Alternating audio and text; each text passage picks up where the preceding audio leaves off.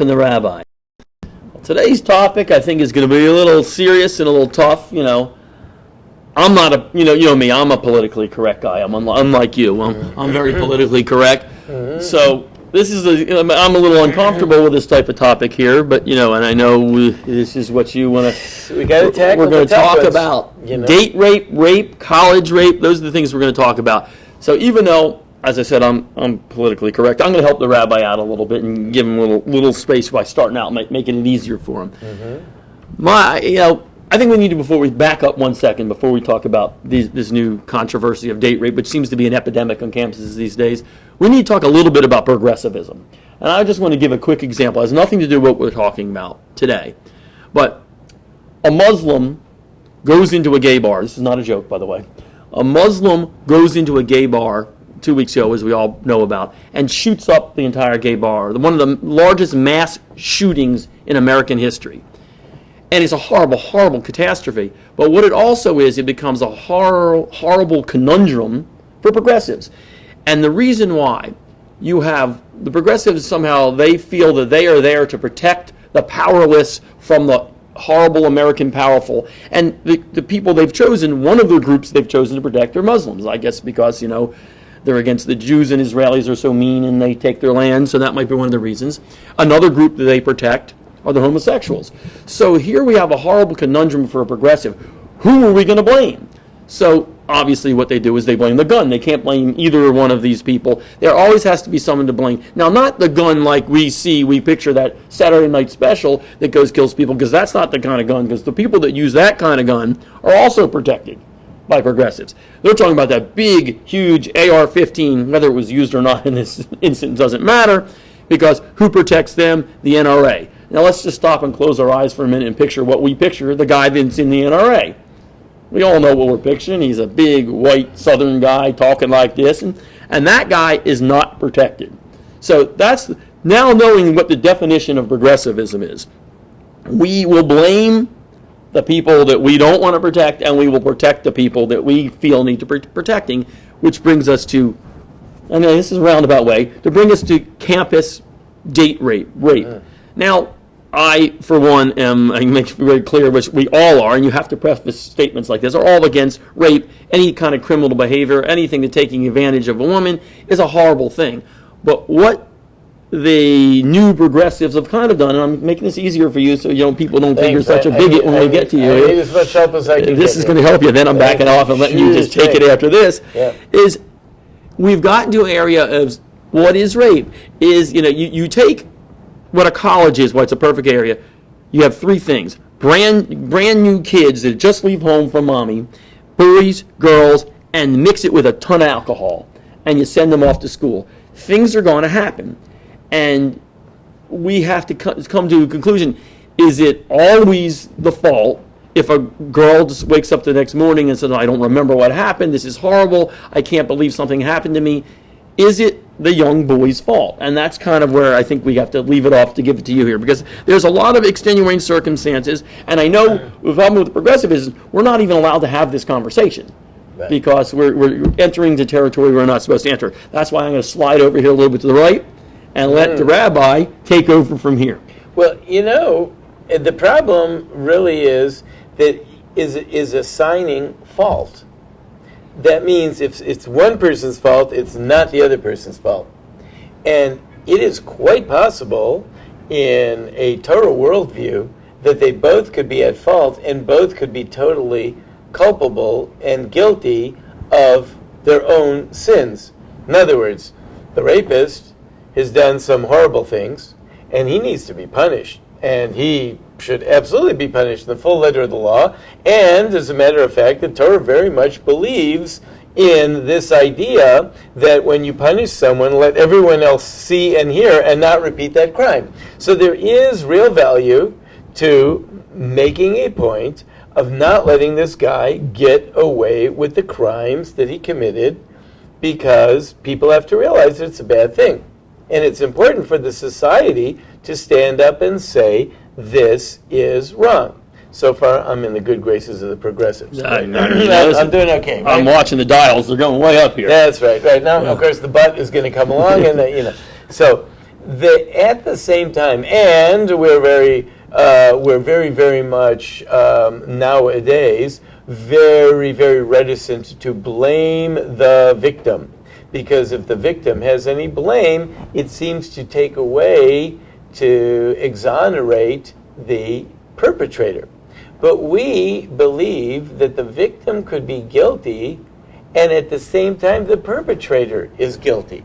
Okay. So there are two things going on here. And number one is the person did something they're not supposed to do. From their perspective, the rapist should not have done it, needs to be punished.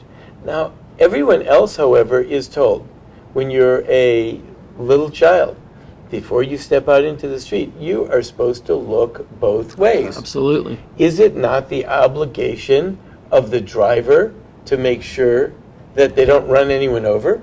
Absolutely. Yeah. Well, then why are we teaching kids to look both ways? That's Why? Let them just step out into the street, and it's the driver's fault. And you know what? If he runs you over, he's at fault. And that's okay. The only problem is that when it's all said and done, you've been run over. That's the only problem. You're right. He's totally at fault, except that you are now been run over. And who wants to be run over? Not a good thing. Not a good thing. So there is a measure. One of the arguments about making motorcycle drivers wear helmets is that if you say, well, what the heck? If the guy wants to get killed, so let him get killed, right? If he didn't want to wear a helmet and he has an accident and it hits his head, so he'll die. Well, that's his own tough luck. He made the decision.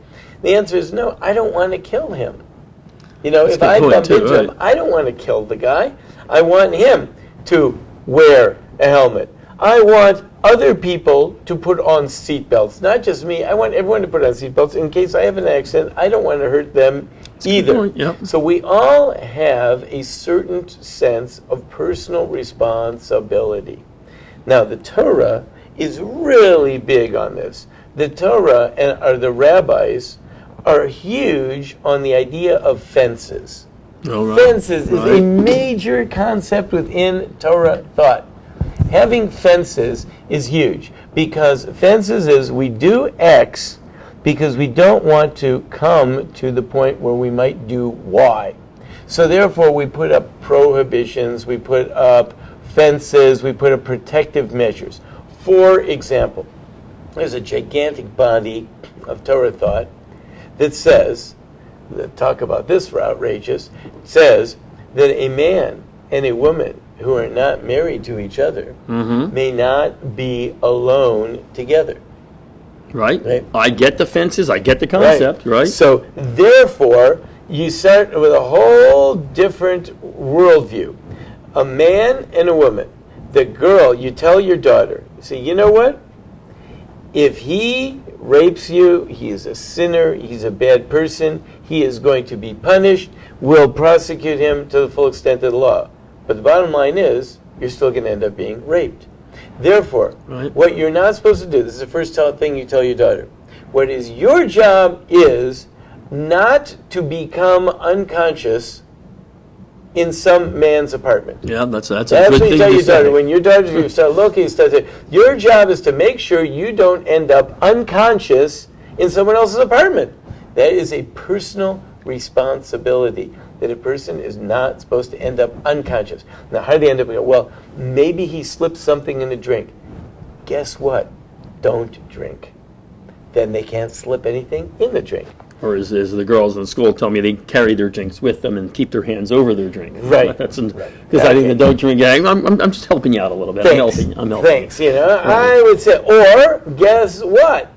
Buddy system. I do that too. Buddy system. Always go everywhere with a buddy. You always are with someone else. Then you're looking out for her. She's looking out for you. Everything's okay. Always go somewhere with a buddy. When we talk about these laws, man and woman may not be alone with each other. But multiples, let's say 2 men, could be alone with a woman. And the presumption is that one man is going to be a little bit nervous or self-conscious to make a move on the woman in front of the other guy. However, the law is, if the men are known to be of ill repute, then even if it's 100 of them, Don't be with forget it. It doesn't matter. If they're known to be of bad moral character, then you just can't be with them, even if there's 100 of them. Right. So therefore, all these laws bespeak the idea that there is a personal responsibility. It bothers me that every time we hear one of these stories, when I think rapist, I think about like this mean and nasty guy breaks into someone's home, beats up a defenseless woman. That's what rape was in my. That's what I pictured as well. Right, horrible thing. Now, every time we're hearing about all these stories, there always comes out this angle that the girl's unconscious. What is the girl doing unconscious? As a matter of fact, we can do all kinds of deterrents in the world, and they've been hanging people and executing people for years. For some reason, people still keep murdering. With all those executions, you still see murder. As a matter of fact, even now, we're saying, don't punish the murderers. Don't punish the murderers, because who are you to punish them? Well, but now we do want to punish the rapists. We don't want to punish murderers, but we want to punish rapists. So what's going on? Is punishment a deterrent, or is punishment not a deterrent? Is it show that something is repugnant? So then, is murder not repugnant? Okay, well, we should punish them by putting them in jail for a long time, but not taking their lives. Okay, the bottom line is that you can't count on the fact that the criminal is going to be deterred from doing whatever they did by some punishment. Sure, we're going to punish them, but going into it, I can't count on the fact. When I teach my kids defensive driving, you see the other guy coming. You can't count on the fact that guy is not going to run the red light.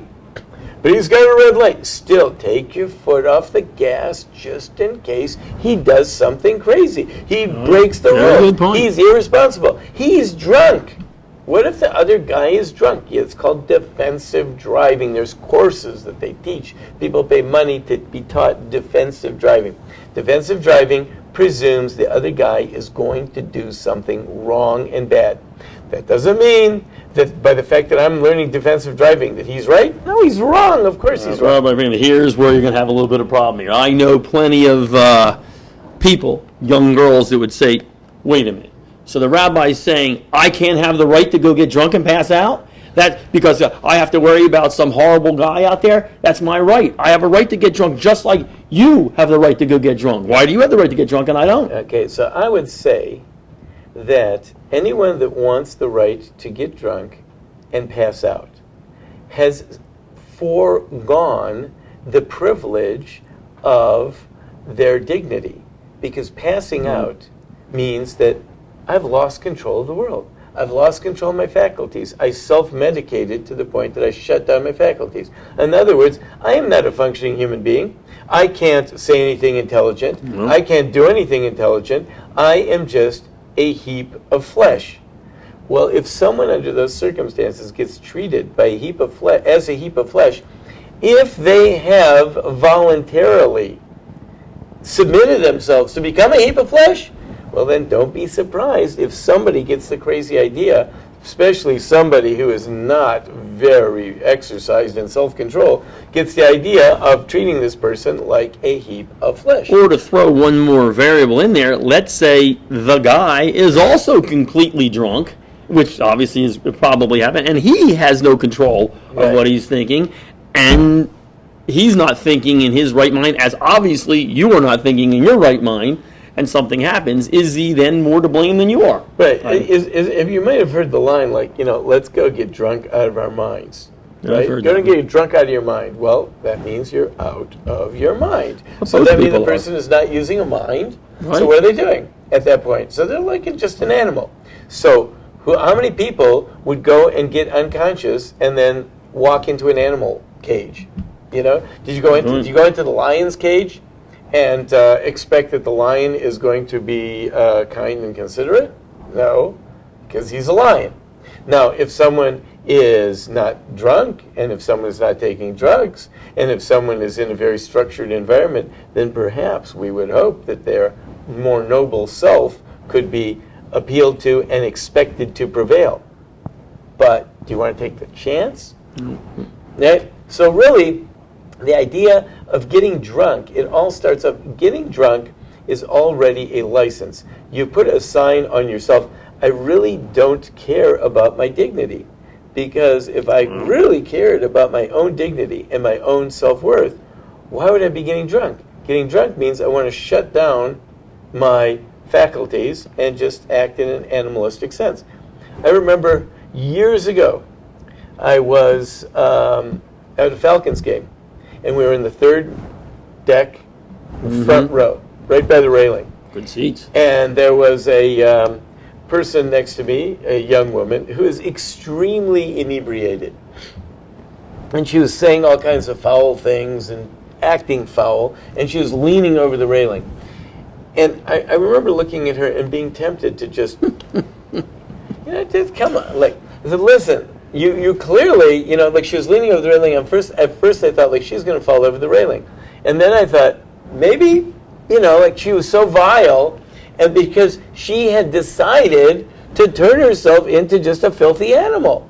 So a person like that has made a voluntary decision. I don't think anyone was plying her with drinks. I was watching the whole thing. She kept ordering more drinks. If that was her decision, so then what kind of life does that person have? What is that person saying? Now I say, well, this girl someone took advantage of the girl. I don't believe that someone took advantage of the girl like she was working in the workplace and some guy came and slipped a drug in her. Right. Someone took advantage of her at where? At a bar? At someone's apartment? At a frat house? At a party? Where by now everyone knows that all this type of stuff goes on? Absolutely. Please, there is a certain modicum of decency we have to express for ourselves and say, I value my life. When someone, like all these people, we're reading about all these stories show up in the news where the police beat up on someone. Do we read a story where some person, dignified person, doing something very positive and productive was all of a sudden beat up by the police? No. Invariably, it turns out that it's some person who has expressed a lack of value for their own life. Is it then any surprise that the police treat the person's life as valueless if the person treats their own life as valueless? So we have to show our own dignity. So the Torah says boundaries is where dignity is. You can't touch me. You can't do this to me. You can't infringe on my dignity and my barriers. Then if someone does that, then that is real crime, and that's a horrible thing. And even then it might happen, but that's a horrific thing. But if it happens this way, where you've given up your own self-dignity and then something horrible happens to you, I'm afraid to say both are guilty. Well, now, to speak for my sisters and all, to me, my feminist sisters here, what they would say, well, Rabbi Freeman, but what about the guys? Does he not have, is he allowed to go get drunk and make as you said, the lion, he's just a lion, you can't control him? Is the guy, or are you saying that just because I'm a female, I can't get drunk and go to the club and go to the bar, but Absolutely. He can get wasted and drunk and go to the bar? Even when the girl has been violated, he still is going to be punished. Well, you can't say that that exonerates him because because of her conduct. But if he's just the same inebriation level as she is, and whatever happens, in this day and age, he's going to be blamed no matter what. Is he more guilty than her? Listen, he's not a rapist. He got drunk. He doesn't know what he's doing. They're both punished. He's punished by the court of law. She's punished because she had what happened to her happen to her. That is her punishment. That's her suffering. She suffered that. Now he'll be punished because no matter what, same thing. If he started drinking and that enabled him to do this to her, he also has to exert some self-restraint and not drink.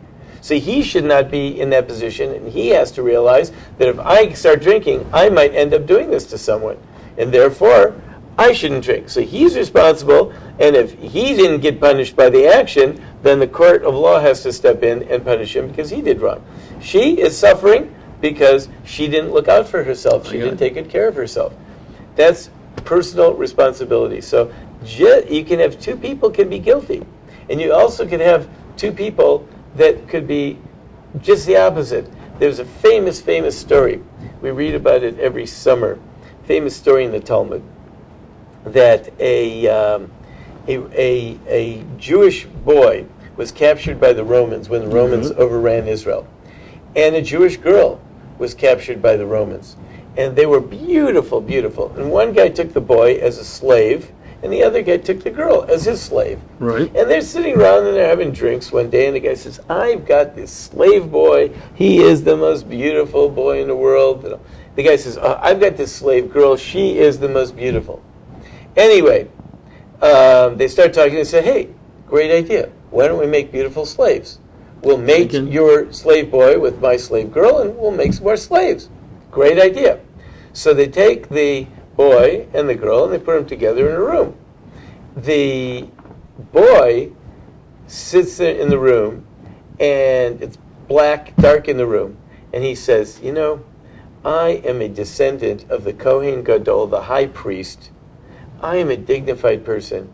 How can I have relations with some slave girl? It's inappropriate. And he restrains himself and he doesn't touch her. The girl says, I am a descendant of the high priest. I'm of a holy family. I'm a holy Jewish family. How can I engage in relations with some slave? And she spends the whole night in fear and dread that this guy's going to approach her. He spends the whole night restraining himself from approaching her. As the day dawns and the light comes in through the window, they look at each other and they realize they are brother and sister. Ooh, good call on that one. Good call there. You know how the story ended? I don't know. The story ended, well, it's the way they say it. The story ends is they both cried until they died. I would venture to say that perhaps they committed suicide. But they realized they had done a holy thing. In other words, person has to be permeated with a sense of self-dignity. Wow. And it's a job of all parents to raise children to understand their dignity. And I think that our society is trying to encourage everyone, because this idea of find your sexuality, express yourself, don't be inhibited, have fun. Many times, people send their kids to school for the experience. Oh, they could get just as good education online, but they're going for that. I want the social experience and all. Right. So people have to stop and think about that. What about the experience of dignity? In the long run, it's the loss of dignity that causes all of this, problems. Now, the guy that got drunk, he chose also to lose his dignity because he did that act. That's also an undignified act, and it needs to be punished. But that doesn't mean that the person who's suffering also didn't bring that upon themselves. So we can have both ways. Both are responsible. It's not one more than the other. Everyone is always responsible for themselves. Wow. And if we preach personal responsibility, then that we have a good, healthy society. I don't know how you're going to survive if another 4 or 5 years of progressiveness in this country. I mean, listen, I got guards. I got guards outside here to help you get back to your car. But this is going to be a tough one right here. Yes. I want to say that I totally disagree with Rabbi Freeman on this one. No, I'm not going to. What do you mean? I'm going to have the. If I have to get past the summer interns over here, all the campus co-eds. This could be tough. They might not even let me out of this room. This could be tough. No, I guess I understand what you're saying. I really do, and it does make sense. I mean, we're all responsible for what we do. I mean, listen, there's some things that are out of our control, but it's best to not be out of control ourselves so that we can handle and deal with things. Right. What people are really worried about, and I think what the feminist community is worried about, is the double standard that the fellows are not prosecuted because everyone says, well, boys will be boys. So I'm not agreeing with that either. I'm 100% behind the fact that the people are supposed to be prosecuted. They're supposed to be punished for their crimes, and it is a crime. However, if there's personal responsibility, that also might prevent the criminal from committing the crime. No, that's And we good do point. believe in that also. You are supposed to lock your door, and you are supposed to look both ways. And there's so many on and on and on and on. There is a modicum of personal responsibility where you don't leave the money out in front of the person that you're afraid might be a thief, and you don't leave your children unprotected in front of someone that is suspicious, and so on and so forth. Right. Makes sense? I'm with you to a point. I'm with you. Just when you leave, I'm not with you. But I'm with you. I'm with you in here. I leave alone. He's with me here, but I leave alone. Yes, that's how it works in this office. Yeah. Well, if Rabbi Friedman makes it back next week, I'm sure we'll have somebody else to offend. That's right. Who knows? By next week? Who knows? We'll see you then.